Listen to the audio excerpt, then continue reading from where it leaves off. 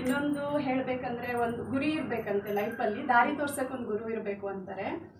ಗುರು ಇರಬೇಕು, ಆದರೆ ಸರಿಯಾದ ದಾರಿ ತೋರಿಸೋ ಒಂದು ಗುರು ಇರಬೇಕು. ಆ ಕೆಲಸನ ಮ್ಯಾಮ್ ಮಾಡ್ತಾ ಇದ್ದಾರೆ. ಸೊ ತುಂಬಾ ಖುಷಿಯಾಗಿದೆ ಇವತ್ತು. ಫಸ್ಟ್ ಬಂದಾಗ ಏನೂ ಗೊತ್ತಿರಲಿಲ್ಲ, ಏನು ಮಾಡಬೇಕು ಅನ್ನೋದು ಕೂಡ ಐಡಿಯಾ ಇರಲಿಲ್ಲ. ಇನ್ನೊಂದು ನನಗೆ ತುಂಬ ಇಷ್ಟ ಆಗಿರೋದು ಮ್ಯಾಮ್ಗೆ ಅವ್ರ ವರ್ಕ್ ಬಗ್ಗೆ ಇರೋ ಡೆಡಿಕೇಶನು, ಅವ್ರ ಕಮಿಟ್ಮೆಂಟು. ಅವರು ತುಂಬ ಒಂದು ಯಾವಾಗಲೂ ಸ್ಮೈಲ್ ಅಲ್ಲಿ ಇರ್ತಾರೆ. ಅವರು ತುಂಬ ಚೆನ್ನಾಗಿ ಹೇಳ್ಕೊಡ್ತಾರೆ. ಏನೇ ಕ್ವಶನ್ ಕೇಳಿದ್ರು, ಏನೇ ಡೌಟ್ ಇದ್ರೂ ಕೂಡ ಮ್ಯಾಮಲ್ಲಿ ಆನ್ಸರ್ ಇದೆ. ಲೈಕ್ ಒಂದು ಇನ್ಸ್ಟಿಟ್ಯೂಟ್ ಇದ್ದಂಗೆ ಅವರು ವಿದ್ಯೆನ ತುಂಬಿಕೊಂಡಿರೋ ಪರಿಪೂರ್ಣತೆ ಒಂದು ನಾನು ಕಲಿತಾನೆ ಇರ್ತೀನಿ ಇನ್ನು. ಸೊ ಅವರಿಂದ ಕಲ್ತಿರೋದು ನನಗೆ ತುಂಬ ಖುಷಿ ಆಗ್ತಿದೆ.